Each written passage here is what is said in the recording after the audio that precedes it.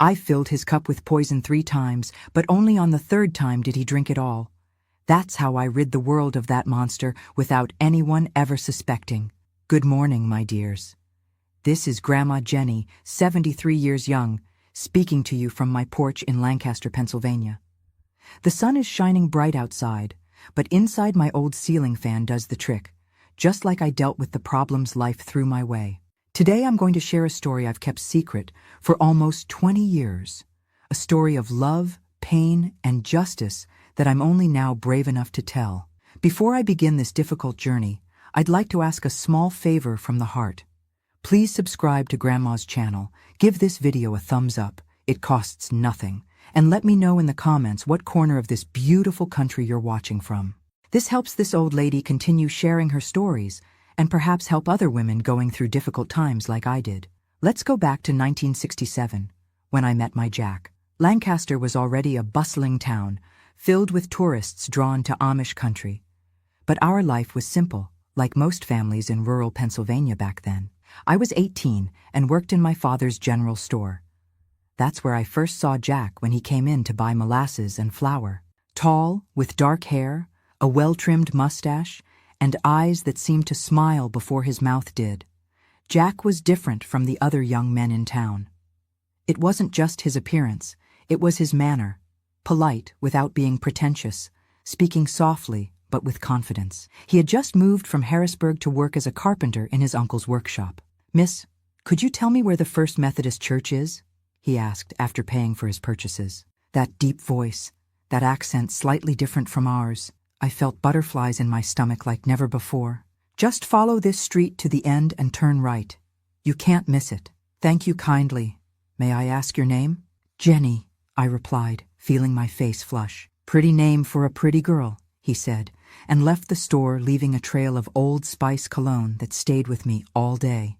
In the following days, Jack appeared at the store with increasingly flimsy excuses. One day it was salt he needed, the next day some coffee, then soap.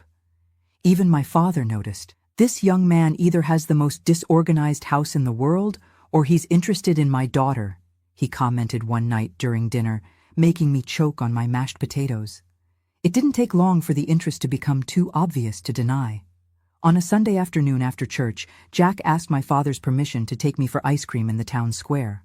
I nearly died of embarrassment, but inside my heart was dancing with happiness. That ice cream began a love story that lasted more than 30 years. Jack was everything a girl could dream of. Hard-working, respectful, affectionate without being forward. Our courtship was modest as the customs of the time demanded, always with some relative nearby. But even that couldn't diminish the electricity between us when we were together. "I'm going to work hard, save money, and give you a good life, Jenny," he promised me. And unlike so many men who only make promises, my Jack kept every word. In 1969, 2 years after we met, we married in a simple ceremony at First Methodist. Me in a white dress, sewn by my mother, him in a suit borrowed from his uncle, but rich in love and dreams. Our honeymoon was in Atlantic City, 3 days in a simple but clean boarding house, seeing the ocean I had never seen before. It was my first time leaving Lancaster, my first time seeing the ocean, my first time giving myself to a man. Everything with my Jack tasted like a first time, like something new, like discovery. We returned to Lancaster and lived in a small room at the back of his uncle's house while we saved money for our own home. Jack worked at the carpentry shop Monday through Saturday, and I helped by making pies to sell. Every penny was carefully saved, every sacrifice worth it, because we were building our future together. In 1970, I discovered I was pregnant. Jack's happiness couldn't be contained. He went around telling everyone he was going to be a father, already planning the toys he would make for his child in the workshop. I prayed every night thanking God for the family we were forming. But God had other plans. In my 5th month of pregnancy, I began to feel strong pains, and before we could do anything, I lost the baby. It was a boy. We were going to name him Joseph, after Jack's father. We buried our son in a small white coffin, and with him, we buried a piece of our hearts.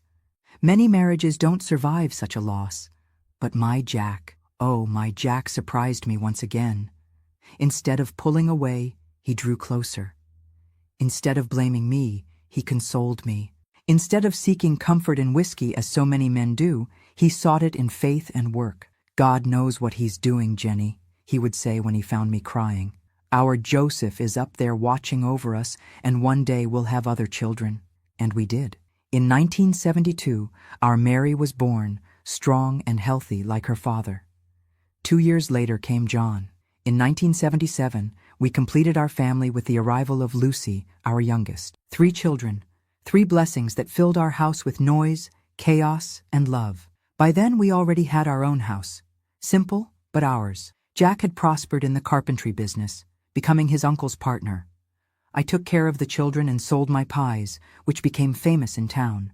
We had a good life, not of material wealth, but rich in love, respect, and everyday happiness. My loves who are watching me, you can't imagine how important it is to have a companion who values you, who respects you, who shares the joys and sorrows. My Jack was never one of those men who think housework is women's work. He would come home from the workshop and immediately help with the children, change diapers, give baths, tell stories. On Sundays, he insisted on giving me time off. He would prepare lunch, not always good, but made with so much love that nobody complained.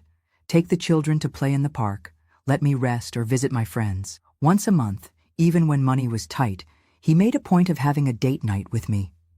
He would send the children to sleep at my mother's house, buy a bottle of cheap wine, prepare the house with candles and flowers from our yard. We would dance in the living room to the sounds of the old radio, make love as if we were still those young people who met at the general store. That's how we kept the flame alive for so many years. Those of you watching, wherever you are, leave in the comments if you've known a love like this, so committed, so supportive, or if you're still looking. I believe there are other men like my Jack out there. They're just harder to find than gold in a mine. The years passed. Our children grew up. Mary became a teacher, married a good man from the neighboring town. John followed in his father's footsteps in carpentry, showing the same talent for turning wood into art. Lucy, always the studious one, got a scholarship and went to college in Philadelphia, the first in the family to get a university degree. In 1997, when we had been married for almost 30 years, Jack fulfilled another dream of ours. He bought a larger piece of land on the outskirts of Lancaster and built a house with his own hands. A spacious house with a wraparound porch, a large yard where we planted a bit of everything: apple trees, cherry trees, strawberries, peppers, herbs. A little piece of paradise that we conquered with much sweat. It was in that house that we lived the best years of our lives. With the children grown, we had more time for each other. On Sunday afternoons, we would sit on the porch, drinking fresh coffee, eating cornbread, and watching the sun set behind the hills. Jack would always pick up his guitar, playing those old tunes that made me cry with emotion. That simple was our happiness. The grandchildren began to arrive, filling the house again with laughter and running around on weekends. Jack was a doting grandfather, making wooden horses, dollhouses, tops, all the toys the children asked for. And he told stories. Oh, how my Jack knew how to tell stories. He would invent such tales that even I, who knew all his fibs, would stand there listening, enchanted like the children. When Jack turned 60 in 2007, we had a big party in the backyard. The whole family came, friends, neighbors, even people we barely knew, but who had some good story to tell about my husband. Because Jack was like that. He left a good mark wherever he went. I never saw a man so beloved in the community, so respected without needing to demand respect, so loved without demanding love. At that party, watching my husband surrounded by people who loved him, I thought to myself, I'm the luckiest woman in the world. 40 years with this man, and I still fall in love with him anew every day. I had no idea our happiness was numbered. I didn't know that would be Jack's last birthday party. I had no clue fate was preparing the cruelest blow of my life, and that after, it would come another even worse. It was on an April morning in 2008 that I noticed something different about my Jack.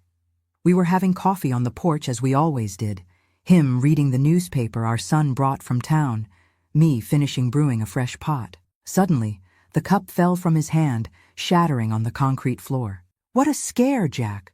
What was that? He stared at his own hand as if he didn't recognize it. Then he gave me that smile that always melted me and said it was nothing. The cup just slipped. But I knew my husband better than the back of my hand. Something was wrong. That week, I noticed he started dropping more things. The lunch spoon, tools in the workshop, even the soap during his shower. You need to see a doctor, Jack, I insisted after seeing him drop the third tool in the same day. It's just fatigue, woman. I haven't been sleeping well, that's all. But it wasn't just that, and deep down, he knew it too. After 2 weeks of insistence, I got him to go with me to the clinic. Dr. Carmen, a young, newly graduated doctor who had come through a government program, examined my Jack carefully. "Mr. Jack," she said with a seriousness that chilled my spine, "I'm going to refer you for some tests in Philadelphia as soon as possible." On the way home, Jack tried to joke to cheer me up. He said it would just be a trip to see the big city again, that it would be nothing. But his eyes didn't lie. He was afraid, and that terrified me more than anything. In 40 years together, I had rarely seen fear in my husband's eyes. We managed to get a ride from a church volunteer to take us to Philadelphia the following week. It was a long, silent journey. Jack held my hand tightly, as if he were clinging to a lifeline. I prayed silently, promising everything to God, to the Virgin Mary, to all the saints, anything so that it wouldn't be something serious. But it was. After a battery of tests, the neurologist gave us the diagnosis that would change our lives forever: amyotrophic lateral sclerosis, or ALS, as they call it. A disease that would gradually paralyze all the muscles in my Jack's body until he could no longer move, speak, swallow, and finally, breathe. "How long does he have, doctor?" I asked, holding back tears. "It's difficult to say precisely, Mrs. Jenny. The disease progresses differently in each person. It could be a year, it could be 3, rarely more than that. A year, maybe 3. After 40 years together, that's all we had left." We returned to Lancaster in silence, each lost in our own thoughts, our own prayers, our own silent despair. That night, lying in our bed, Jack cried for the first time since I had known him. Not loud sobbing, but silent tears that ran down his tired face as he stared at the ceiling. "It's not fair, Jenny," he whispered. "We still had so many plans." I wiped his tears with the edge of the sheet, swallowing my own. Someone had to be strong at that moment, and my Jack had been strong for both of us his entire life. It was my turn. "We'll make the most of every day we have left, my old man, every minute. I'll take care of you as you've always taken care of me. I'll be your legs, your arms, whatever you need." The following months were an emotional roller coaster. We had to tell the children, which broke our hearts again. Seeing Mary, John, and Lucy crying for their father still alive was like a knife to the chest. But after the initial shock, they rallied around their father like a wall of love. John took over the carpentry business completely so his father could rest. Mary came every day after school to help with the care. Lucy quit her job in Philadelphia and came home to be with us. "My father is more important than any career," she said when I tried to argue. The neighbors, friends, the entire community mobilized. One built a ramp at the entrance of the house for when the wheelchair would be necessary. Another adapted the bathroom. Someone brought different food every day. Another came just to talk and distract Jack. Lancaster showed why it had always been known as a land of faith and solidarity. The disease progressed as the doctor had predicted. First, Jack lost strength in his hands. He who was so skilled with wood could no longer hold a fork properly. Then it was his legs, which began to fail during the morning walks we loved to take. In 6 months, he already needed support to walk around the house. But the worst for my Jack wasn't the loss of mobility, it was the loss of independence. He, who had always been the pillar of the family, the provider, the protector, now needed help for the most basic things. He saw it as humiliation, although I insisted that caring for him was a privilege, not a burden. "You deserve better, Jenny," he would say on nights when sadness spoke louder. "You deserve a whole man, not this half I'm becoming." "Don't say that, Jack," I would reply, lying beside him in bed. "You're the only man I've ever wanted in life, however you may be. In sickness and in health, remember? That's what I promised before God." Even with the disease advancing, we tried to maintain life as normal as possible. On good days, I would take Jack to the porch, and we would sit there, watching the street activity. waving to passing neighbors. He still played a bit of guitar, though with increasing difficulty. He still told stories to the grandchildren, still made me laugh with his silly jokes, still looked at me with those eyes that seemed to smile before his mouth. One thing Jack insisted on, even while sick, was preparing the family for his departure. Not in the financial sense, we never had much, but in the emotional sense. He called each child in private for long conversations. He recorded videos for the grandchildren to watch when they were older. For me, he wrote letters, with Lucy's help when his hands no longer obeyed. Letters that I should open at specific moments after his departure. "This way you'll never be alone," he explained to me. "I'll always be here, guiding you, even when I'm no longer physically present." It was during these months of illness that we got to know Roger better, Jack's younger brother. He had been living in Chicago for more than 20 years, having left Lancaster shortly after we got married. He maintained sporadic contact, a phone call at Christmas, a visit every 5 years. But when he heard about his brother's illness, he came running. Roger was the opposite of Jack in almost everything. Where my husband was calm, he was explosive. Where Jack was generous, he was miserly. Where my old man was hard-working, his brother always seemed to be looking for the easiest way.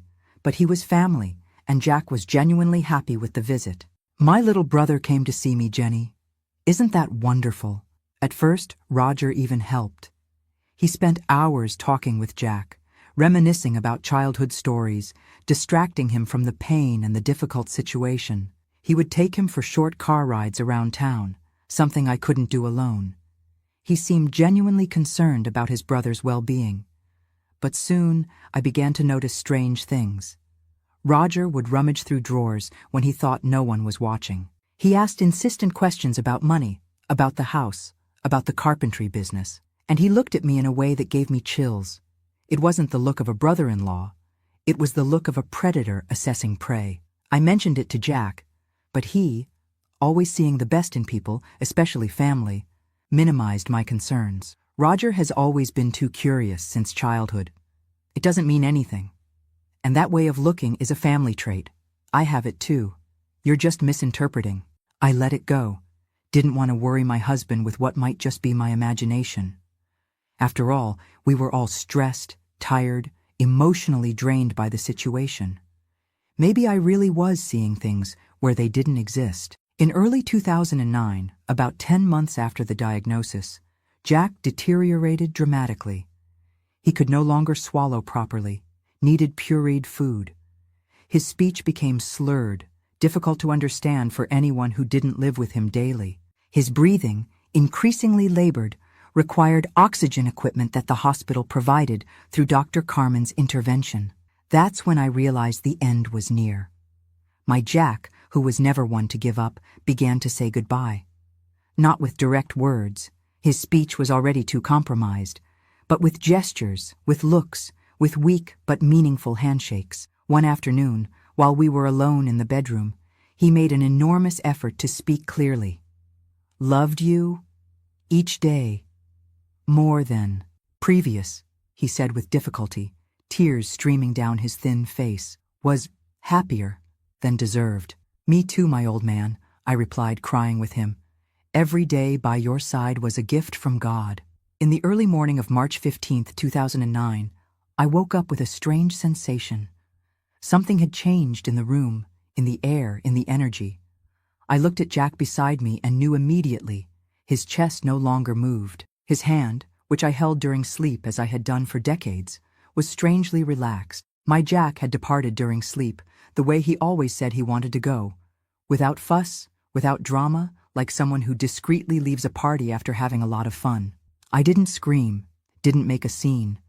I just lay beside him, embracing his still warm body, and cried silently, thanking him for the 40 years we had together, for the children, for the grandchildren, for every precious memory we built. Only when the sun began to rise did I get up to call the children and give the news that we all knew would come, but for which no one is ever really prepared.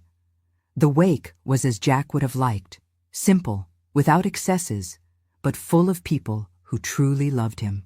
The house was too small for so many people who came to pay their last respects, people he had helped throughout his life, furniture he had fixed for free, people to whom he had given advice, children for whom he had made toys, each with a good story to tell about my husband. Roger drew attention at the wake with his behavior. While everyone was contained in their grief, he cried scandalously, threw himself on the casket, made scenes that seemed more theatrical than genuine. "My brother, my little brother," he shouted, as if they had been inseparable all their lives and not practically strangers who barely spoke. I found it strange, but attributed it to the different way each person deals with pain. Some people are more contained, others more expressive. It wasn't the time to judge, just to support each other in that difficult moment. After the burial, we returned home, now so empty without my Jack's presence. The children wanted to stay with me, but I asked them to return to their homes, their families, their lives. I needed this time alone, to say goodbye in my way, to begin to learn to live in this world where my companion of 4 decades no longer existed. "You can't stay alone, Mom," insisted John. "Come live with me and Teresa, we have plenty of space." "No, my son. This house was your father's last gift to me. Every corner has a little piece of him. I can't leave here now." Reluctantly they agreed, but promised to visit me every day, taking turns so that I would never be alone for too long. Roger also offered to stay. "At least until all the paperwork is sorted out," he said. I accepted without thinking much. After all, he was Jack's brother, family, and I confess that the idea of facing the first night alone in that house full of memories terrified me. I didn't imagine that I was inviting the wolf into my sheepfold, that decision made at the moment of greatest fragility in my life would trigger events that would forever change my destiny. The day after Jack's burial, I woke up disoriented. For a second, I searched for his body beside me in bed, as I had done every morning for 40 years. Then reality hit me like a punch to the stomach. He was no longer there. He would never be there again. I cried softly, my face buried in his pillow that still held his scent. That's when I heard knocks on the bedroom door. "Jenny? Are you awake? I made coffee." It was Roger's voice. I quickly wiped away the tears and replied that I was coming. I didn't want him to see me crying. Something about the way he looked at my vulnerability deeply bothered me. The first days after Jack's death passed in a kind of fog. I moved around the house like a ghost, mechanically performing daily tasks. My children came every day, as promised. They brought food, news, tried to cheer me up. But as soon as they left, I returned to that state of numbness. Roger seemed to be genuinely trying to help. He took care of the yard that had been Jack's pride, fixed small things around the house, received the condolence visits that were still arriving. At night, he would sit with me on the porch and talk about his brother, recalling stories from their childhood that I had never heard. Jack was always the straight arrow, the responsible one, he would tell. From childhood, he wanted to do everything right, please our parents. I was the opposite, rebellious, stubborn, always looking for the easy way.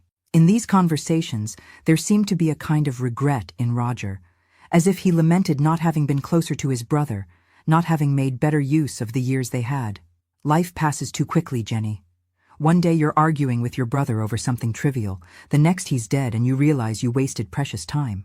Those words touched my heart as a recent widow. I also thought about all the little arguments I had with Jack over the years, moments of impatience or irritation that now seemed so insignificant. About a week after the burial, Roger began to talk about practical matters, the house, Jack's assets, how I planned to support myself from then on. Did Jack leave any insurance? Any savings? No, I answered honestly. We never had much.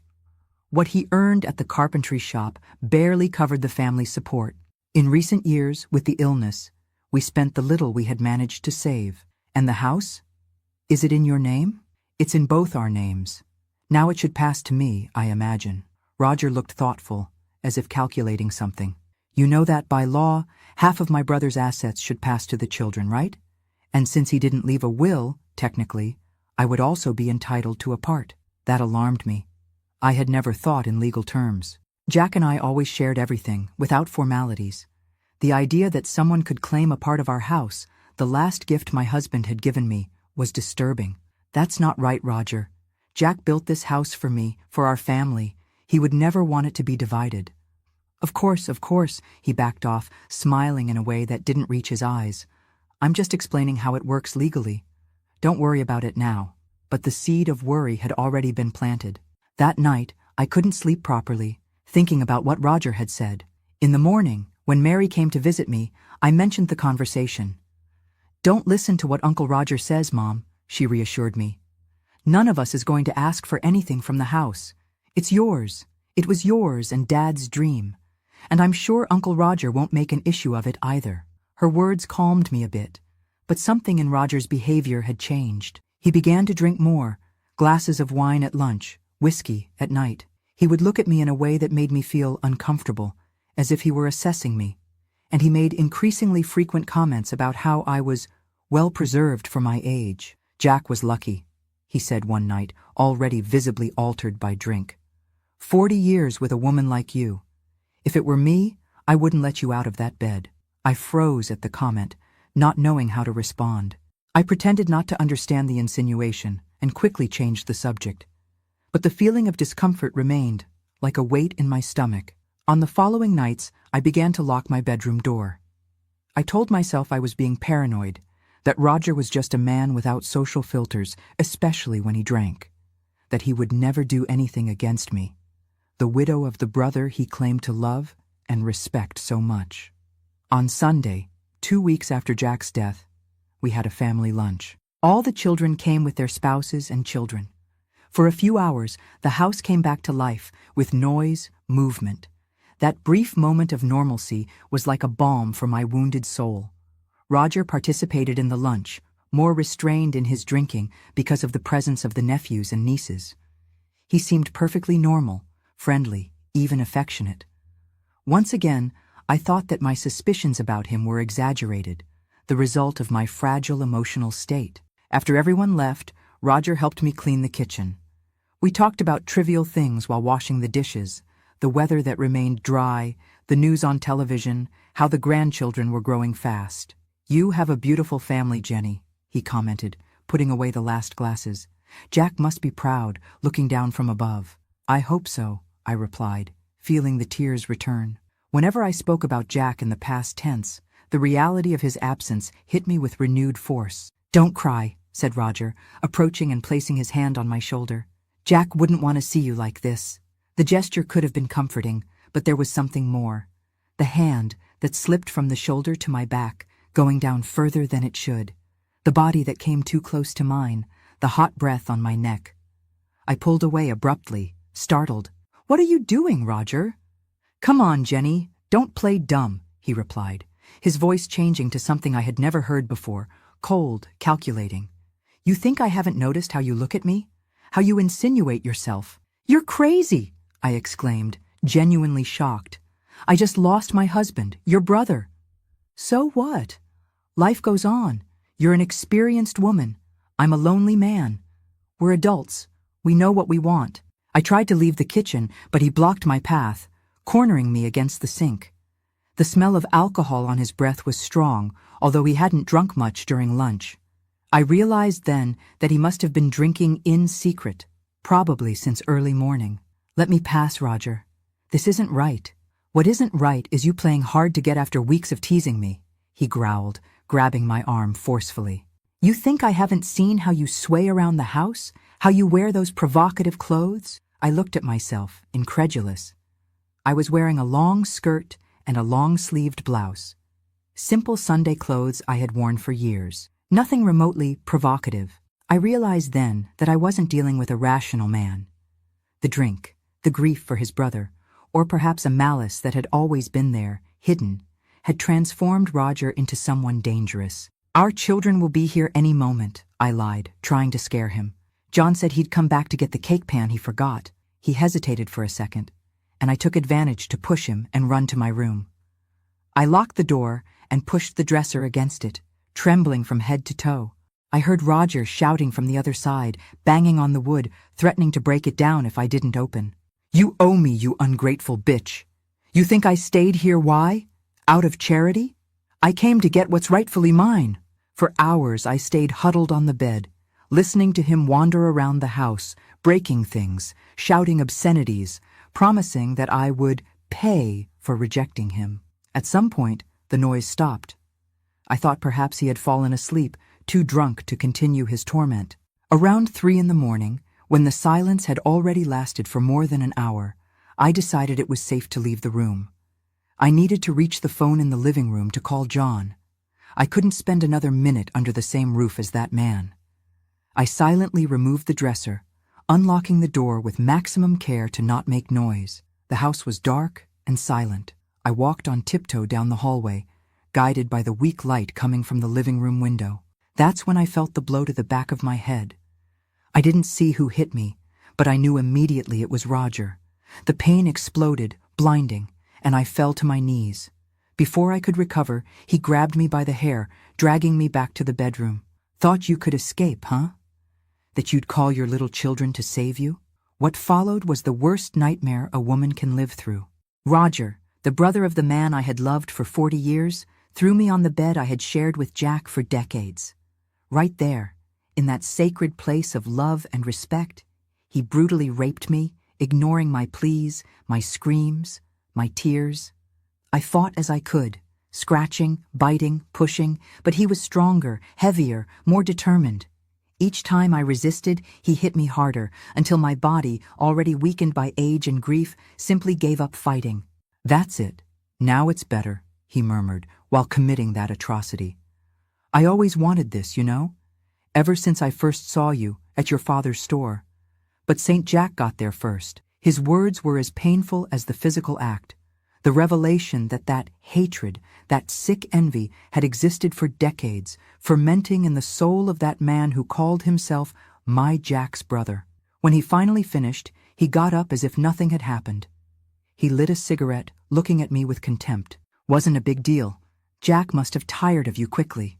I curled up on the bed, my body aching, bleeding in several places, my soul in pieces. Never in all my life had I felt so violated, so humiliated, so destroyed. "Why?" I managed to ask between sobs. "Why do this to me? To your brother's memory?" He laughed, a cold sound that seemed not to belong to a human being.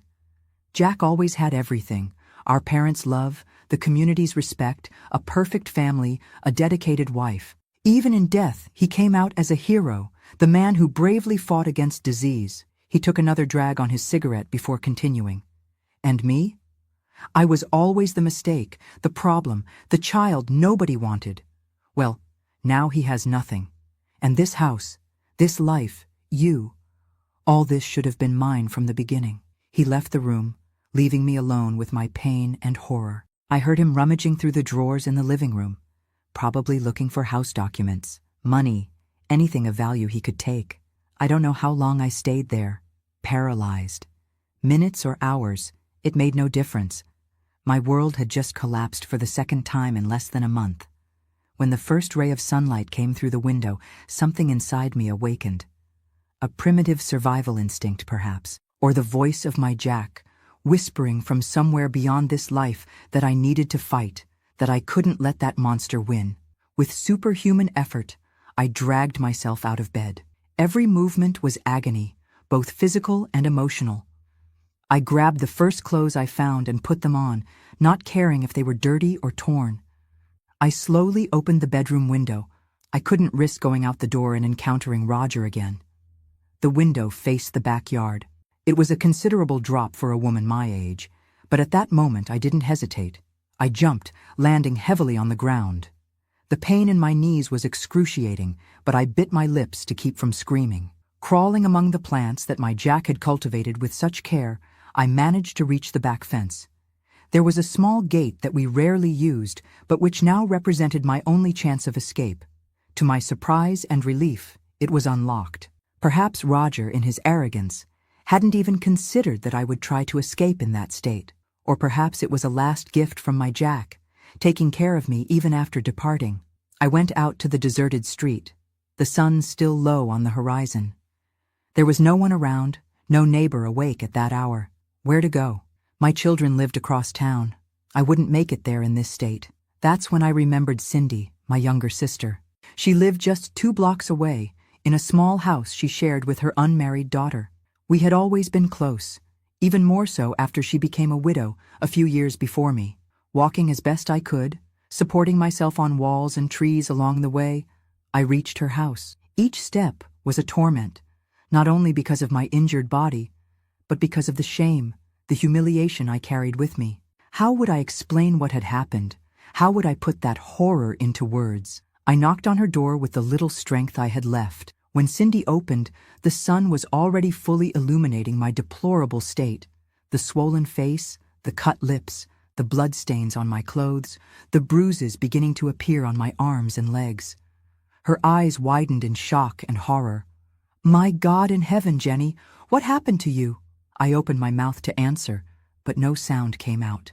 Instead, my body finally gave in, and I fell unconscious into my sister's arms, the darkness of unconsciousness being a welcome relief after the hell I had lived through. When I woke up, I was lying in Cindy's bed. She had cleaned my wounds, changed my clothes, and was looking at me with a mixture of concern and contained fury. "Who did this to you, Jenny?" she asked as soon as she saw my eyes open. "Was it a robbery? Did someone break into the house?" I tried to speak, but my throat was dry, my voice trapped by pain and trauma. Cindy offered me water, holding the cup so I could drink. That simple gesture of care, so different from the brutality I had experienced hours before, made the tears return in full force.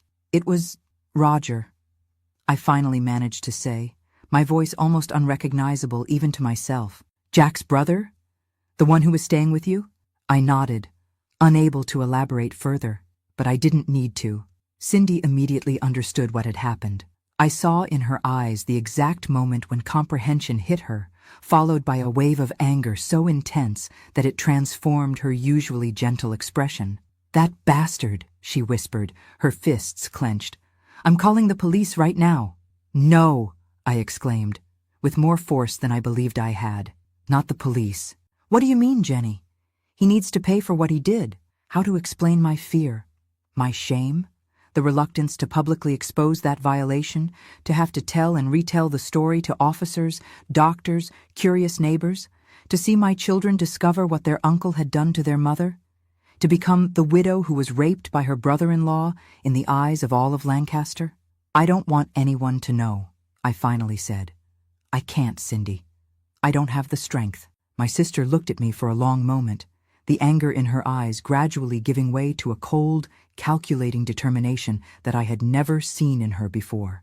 "All right, Jenny. We won't go to the police, for now, but that doesn't mean we're going to let that monster go unpunished. He will pay for what he did. I promise." At that moment, lying in my sister's bed, my whole body aching, my soul in tatters, I couldn't imagine how she planned to fulfill that promise. I had no idea that Cindy, my little sister, who had always been the calm one in the family, the conciliator, the peaceful one, harbored within herself a capacity for justice or vengeance that would soon be revealed, and that this revelation would forever change the course of our lives. I stayed at my sister Cindy's house for 3 days, hidden from the world like a wounded animal. She told my children I was there, but said only that I needed time away from the house I shared with Jack, that the memories were becoming too heavy. They understood, or thought they understood, and respected my space, sending only loving messages through their aunt. In that temporary refuge, while my body slowly recovered from the physical injuries, my mind oscillated between states of absolute numbness and episodes of uncontrollable panic. Sometimes I would spend hours staring at the wall, not really seeing anything. At other times, any louder noise, a door slamming, a pan falling, would make me jump out of bed, trembling like a leaf, ready to defend myself from an attack that existed only in my wounded head. Cindy took care of me like a mother cares for a sick child. She prepared nutritious broths that I could barely swallow, changed the bandages on my wounds with gentle hands, combed my graying hair that had become a tangled mass on the night of the attack. And most importantly, she didn't pressure me to talk, to explain, to decide what to do next. On the morning of the 4th day, as we were having coffee in her small kitchen, Cindy finally broke the silence on the subject that hung between us like a dark cloud. "I received news, Jenny. Roger is still in your house." I felt my stomach turn, dropping the cup I was holding. The hot coffee spread across the table, but neither of us moved to clean it up. How do you know? I have my ways, Cindy replied, with a firmness that didn't match her normally gentle nature. He's there, acting as if the house were his. He told the neighbors you went to visit relatives in Pittsburgh, that you asked him to take care of everything while you were away. That information hit me like a punch to the stomach. It wasn't enough to have violated me in the worst way possible. Now Roger was appropriating my house, my life, erasing my existence as if I were an inconvenience that needed to be removed. We need to do something, Jenny, Cindy continued, placing her hand on mine. He can't just take what's yours. What was Jack's? The mention of my husband's name awakened something in me. A flash of anger, of indignation, that pierced the fog of pain and shame that enveloped me. Jack had built that house with his own hands, for me, for our family. It was our sanctuary, our piece of paradise. And now his own brother, the man who should honor his memory, was desecrating all of that. What can we do? I asked, my voice still weak, but with a different tone than I had been using in recent days. I already said I don't want to go to the police. Cindy looked at me for a long moment, as if assessing whether I was ready to hear what she had to say. Then, with a decision apparently made, she got up and went to her bedroom. She returned with a carved wooden box that I immediately recognized. It had been a gift from Jack to her, years ago. She opened the box on the table, revealing its contents. An old notebook, some yellowed documents, and a small metal key that I didn't recognize. "Remember Grandma Eunice?" Cindy asked, picking up the notebook. Of course I remembered. Our maternal grandmother, Eunice, had been a remarkable figure in our childhood. A strong, independent woman who raised 5 children alone after her husband died in a railroad construction accident. In the 1930s, a widow with 5 small children had few options for survival, especially in rural Pennsylvania. But Grandma Eunice not only survived, she thrived. I remember, of course. What about her? Grandma Eunice wasn't just the faith healer and midwife everyone knew, Cindy explained, carefully opening the notebook. She had other knowledge. Knowledge that the women in our family passed down from generation to generation, but only to those who really need it. I looked at my sister without understanding. What did ancient knowledge from our grandmother have to do with my current situation? Jenny, do you remember the story of Colonel Atkins? The name awakened an old, almost forgotten memory. Colonel Atkins had been the most powerful landowner in the region when we were children. A cruel man, known for abusing the daughters of workers on his farm, for expelling entire families from their lands without warning, for having anyone who dared to challenge him beaten. I vaguely remember. He died when we were little, didn't he? He died, Cindy confirmed, leafing through the notebook until she found the page she was looking for. Of a mysterious illness. Slowly wasting away, losing weight, having terrible hallucinations. The doctors never discovered what he had. And what does that have to do with us? Cindy pushed the notebook to me, pointing to a handwritten page, in an elegant handwriting that I recognized as our grandmother's. "Read this," she said simply. What I saw on that page chilled me. It was a recipe, detailed and precise, for a slow and practically undetectable poison, made with herbs and roots that grew around Lancaster. The recipe was followed by meticulous notes on dosage, expected symptoms, and time until the final result. Are you saying that Grandma Eunice?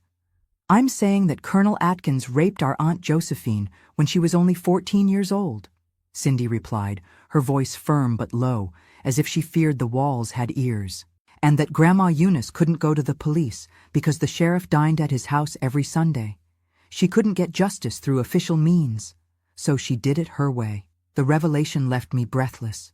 Our grandmother, the lady respected by the entire community, the faith healer who cured children with herbs and prayers, had deliberately poisoned a man. As terrible as his crime was, and it was terrible, it went against everything I thought I knew about our family, our values. And you're suggesting that I'm suggesting that the justice of men doesn't always serve women, Jenny, especially women like us, already aged, without power, without a voice. If you go to the police, what do you think will happen? At best, they'll doubt you, say you're confused by grief. At worst, Roger, a man, your late husband's brother, will give a convincing story and you'll be the crazy widow who made up a rape. Her words were harsh, but true. I had heard similar stories before, of women who tried to report abuse and ended up even more traumatized by the system that should protect them.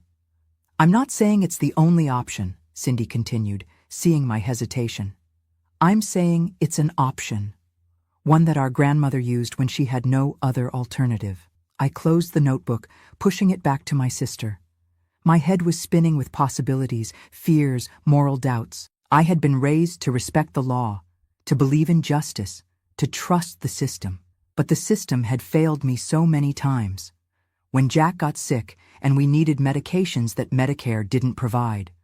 When we lost our first baby because the nearest hospital was hours away. I need to think, I finally said. This is too big to decide just like that. Cindy nodded, putting the notebook back in the box. Think, but don't take too long. Each day that passes, Roger establishes himself more in your house, tells his story to more people, makes it more difficult to reclaim what is rightfully yours. That night, I couldn't sleep. I lay looking at the ceiling, thinking about what Cindy had revealed, about the options I had before me. I could go to the police, face the painful process of reporting a rape, with all the invasive exams, the humiliating testimonies, the public exposure. I could try to recover my house through legal means, but that would mean a long, expensive, uncertain process. Or I could follow the path of my grandmother Eunice, a dark, dangerous, definitive path. In the early morning, I got up from bed and went to the kitchen for a glass of water. To my surprise, I found Cindy sitting at the table, drinking tea, as if she had been waiting for me. "Can't sleep either?" I asked, sitting across from her.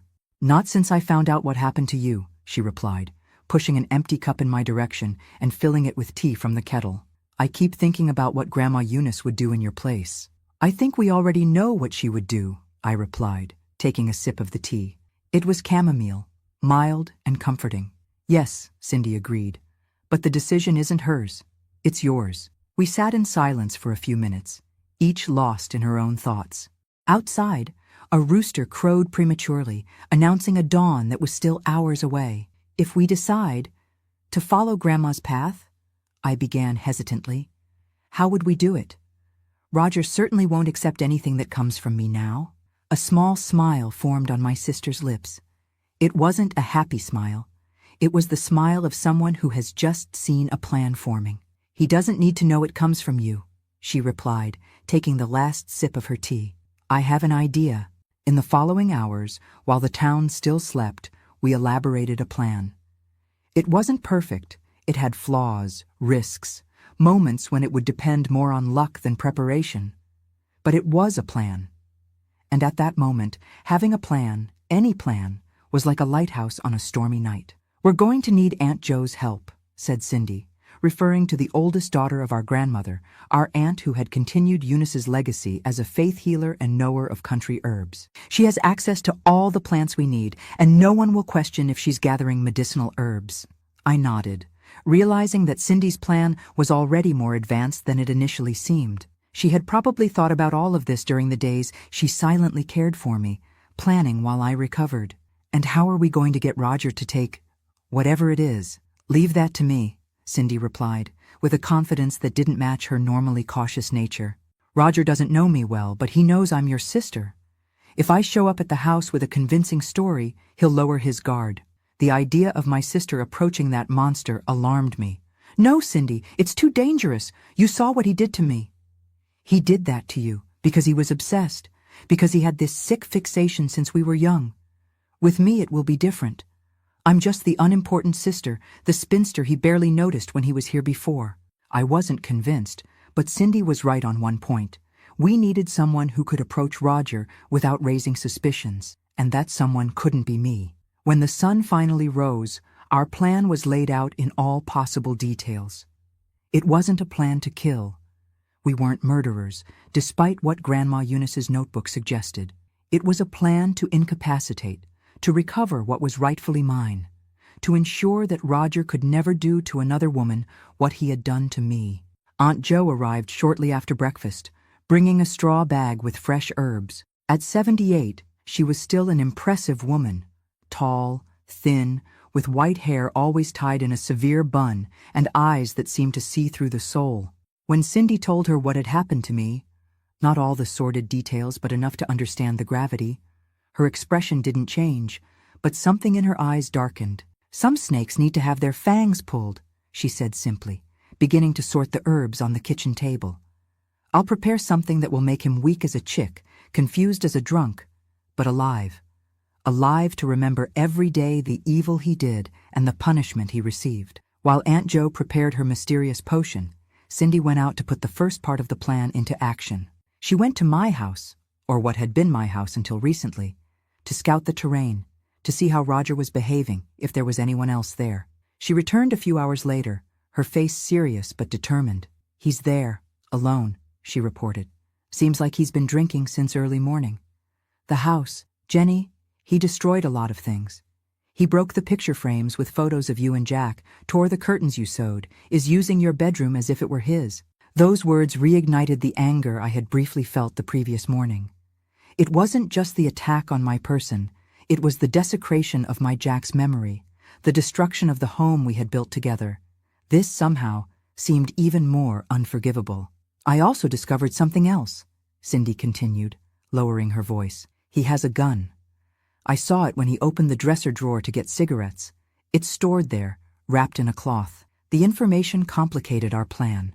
It was one thing to confront a violent man, quite another to confront a violent and armed man. "We need to rethink," I said, feeling the fear returning to dominate me. "It's too risky." "No," Cindy replied with surprising firmness.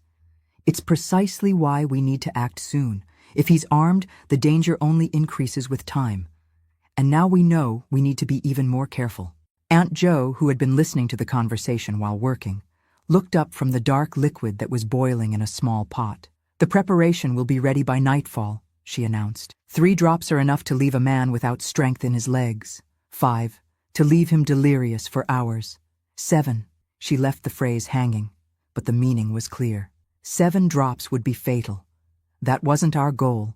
As terrible as Roger's crime was, we didn't want his death on our conscience. We wanted justice, not bloodthirsty vengeance. 5 drops, I said, finally making my decision.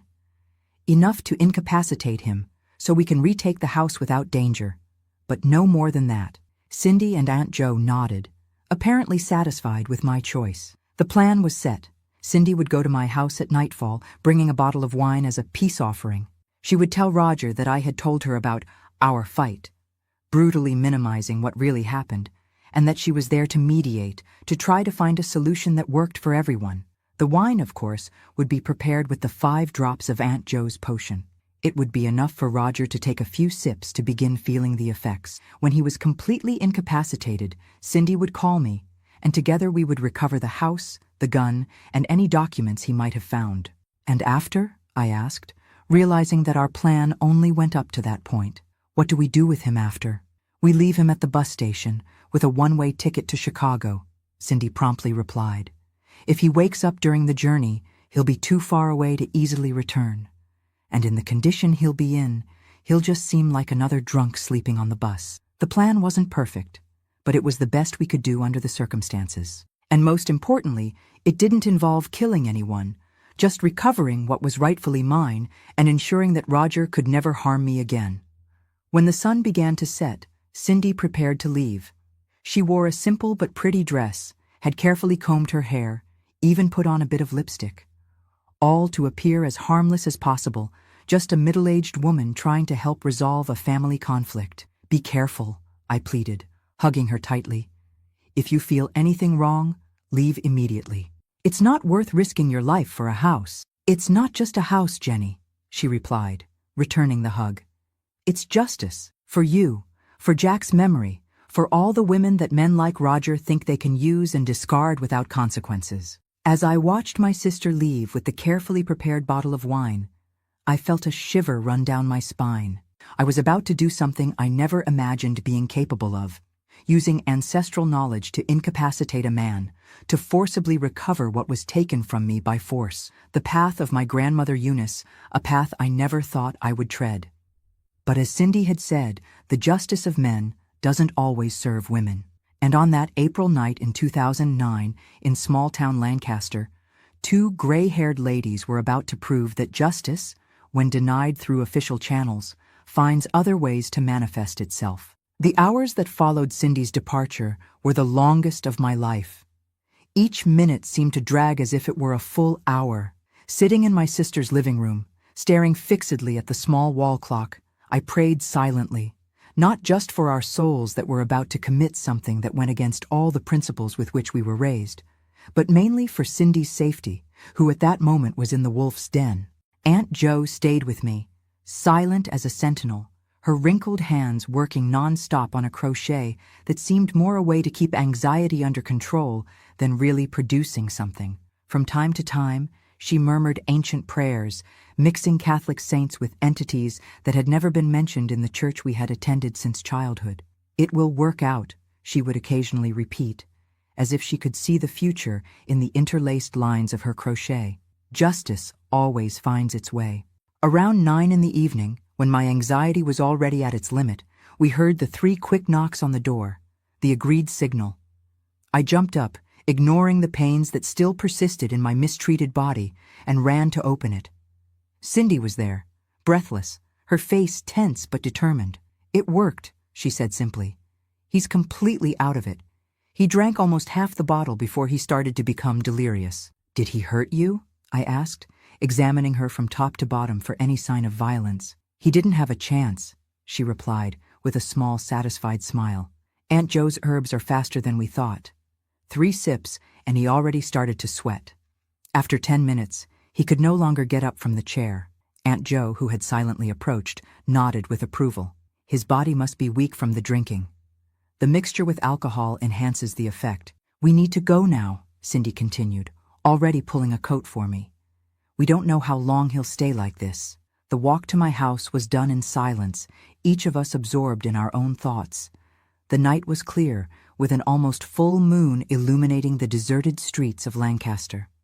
Few people were out at that hour. Some young people returning home from work, a stray dog or two, no one who paid much attention to 3 ladies walking hurriedly. When we reached the door of my house, the house that Jack had built with so much love for us, I hesitated. It was strange to have to enter furtively into my own home, like a thief. Even stranger was knowing that inside was the man who had destroyed my peace, my security, my trust in the world. "He's in the living room," Cindy whispered, as if she could read my thoughts. "I left him in the big armchair. He can't move properly, but he's conscious. Saying things without meaning, but conscious." I took a deep breath, seeking strength from the depths of my soul, and pushed the door. The smell was the first thing I noticed, a mixture of cigarette, alcohol, and sweat. So different from the lavender and wood aroma that had always characterized our house. It was as if Roger had managed to corrupt even the air we breathed there.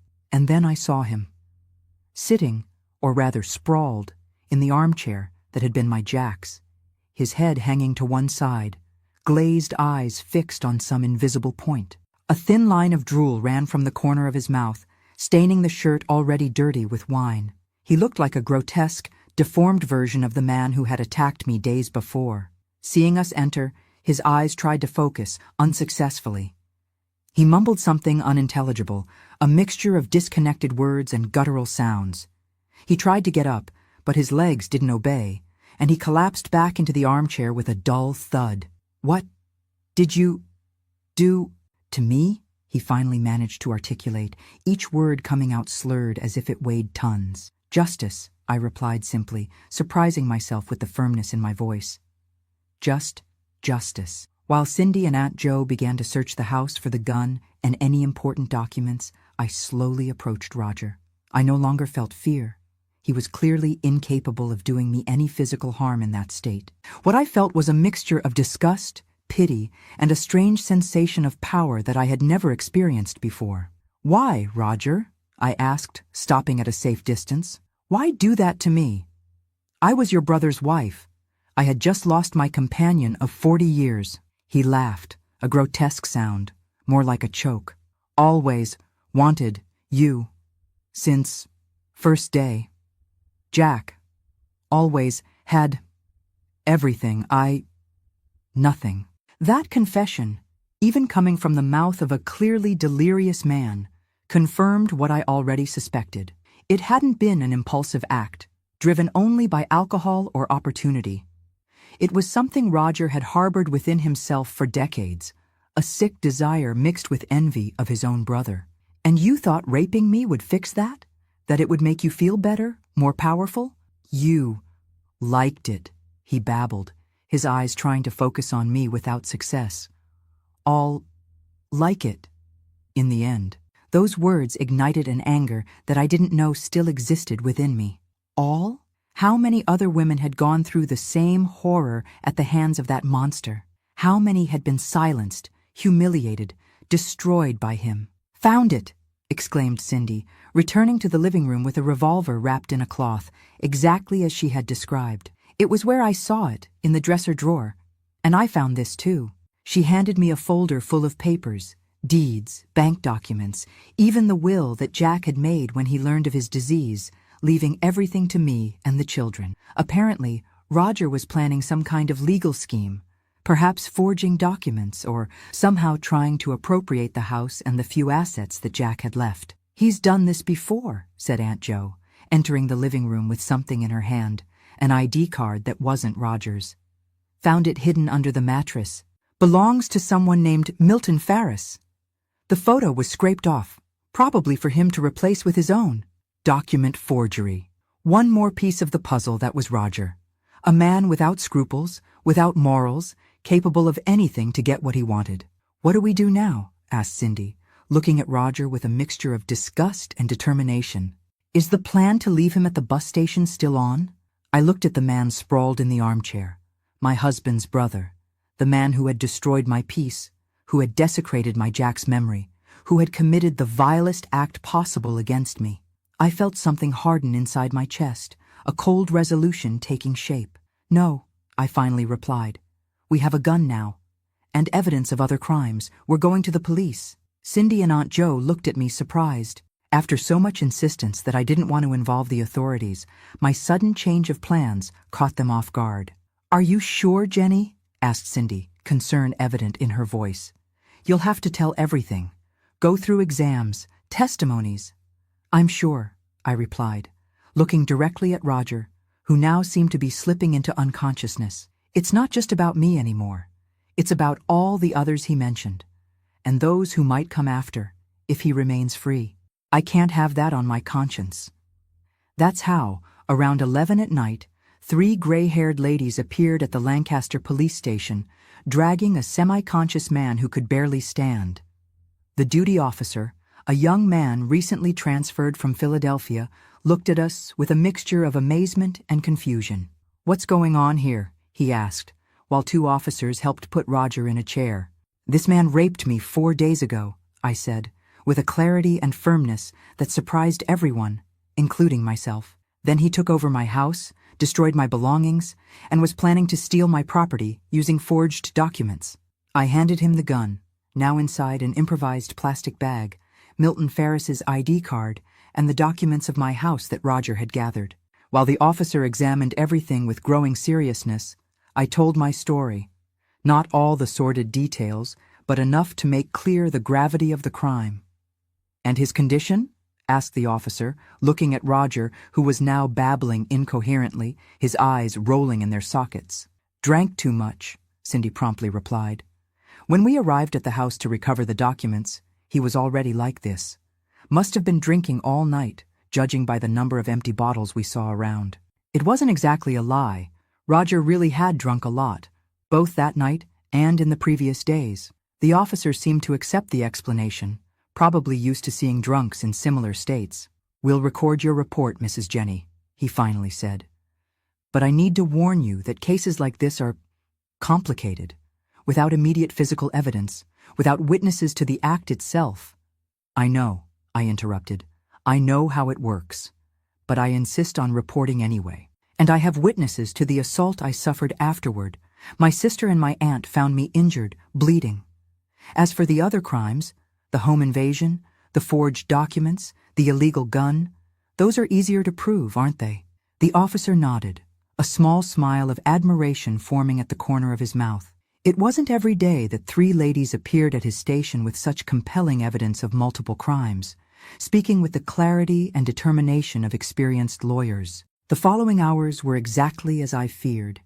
Invasive exams at the small-town hospital, detailed testimonies, questions that made me relive the horror of the night of the attack. But in each difficult moment, Cindy and Aunt Jo were by my side, holding my hands, giving me the strength I needed to continue. When the sun began to rise, we were exhausted but satisfied. Roger had been officially arrested, not just for what he did to me, which would be harder to prove in court, but for the crimes of home invasion, illegal possession of a firearm, document forgery, and attempted fraud. Crimes enough to keep him behind bars for a good while. "What do you think will happen to him?" I asked as we slowly walked back home. My home, which I could now reoccupy without fear. "With the record we pulled up in the system, it won't be a short time," Cindy replied. "It seems our dear brother-in-law has previous arrests for similar crimes in Chicago. He was a fugitive, in fact. Maybe that's why he came here when he heard about Jack's illness. He was running from Illinois justice." That information didn't surprise me. Somehow it made sense. Roger had always been the problematic brother, the one who never settled down, who constantly changed cities. Now we knew why. When we got home, the first thing I did was open all the windows, letting the fresh morning air in to carry away the smell of cigarettes and drink that Roger had left. Then, with the help of Cindy and Aunt Jo, I began to clean, to restore, to reclaim my space. We fixed the broken picture frames, replacing the glass. We hung back up the photos of Jack that Roger had thrown in the trash. We washed, scrubbed, polished every surface, as if we could physically remove the traces of his presence in the house. Around noon, when the cleaning was already well advanced, we heard knocks on the door. It was John, my son, with a worried expression on his face. "Mom, what's going on? I just heard that you're here and that Uncle Roger was arrested." I took a deep breath, preparing myself for the most difficult conversation I would have. With Cindy and Aunt Jo by my side, I told John what had happened. Not all the graphic details, but enough for him to understand the seriousness of the situation. I saw his face go from shock to disbelief, then to anger, and finally to a deep pain that broke my heart. Tears flowed freely down his face, so similar to his father's. "Why didn't you call me? Why did you face this alone?" he asked, his voice choked. "I wasn't alone," I replied, holding his hand. "I had Cindy and Aunt Jo with me, and I didn't call you because I didn't want you to carry this burden. I didn't want you to know how low your uncle could sink." "I should have killed him," John murmured, his fists clenched in anger. "I should have suspected when he started acting strange, saying you had traveled." "No, my son," I firmly interrupted. "Violence begets violence. We've had enough of that in this family. Now Roger is in the hands of justice, where he should be, and we will move forward together." In the weeks that followed, the news of what Roger had done spread through small-town Lancaster. I couldn't avoid it. In a town that size, an arrest rarely goes unnoticed, especially when it involves the brother of a man as beloved as my Jack. To my surprise and relief, there wasn't the judgment, the pitying looks, the whispers behind my back that I had so feared. Instead, I received support, solidarity, offers of help coming from the most unexpected places. The community that had loved Jack in life now extended that love to his widow in a time of need. Roger was transferred to Chicago, where he would answer for the crimes committed there before facing Pennsylvania justice. The last news I had of him came through a court officer almost a year later, informing me that he had been sentenced to 15 years in prison for the accumulated crimes in both states. As for me, I slowly began to rebuild my life. The house became again the cozy home that Jack and I had created. The nightmares about the attack gradually diminished, although they never completely disappeared. I began to attend a support group for women victims of violence, where I found understanding and strength to continue. Cindy, my sister who had been my rock in the darkest moments, returned to her own house, but began to spend much more time with me. Gradually, that terrible experience strengthened even more the bonds that had united us since childhood. Aunt Jo continued her work as a faith healer and knower of country herbs. Grandma Eunice's notebook went back into the carved box, safely stored for the day when another woman in the family might need that ancestral knowledge. We hoped that day would never come, but the world isn't always kind to women, especially the most vulnerable. Today, 14 years after those events, I look back and see how that terrible experience transformed me. The pain never completely disappears. It's there, a scar on the soul that occasionally still hurts when the weather changes. But along with it came a strength I didn't know I possessed, a resilience that surprises me to this day. I never remarried, never had another companion. Jack was and always will be the only man in my life. But I'm not alone.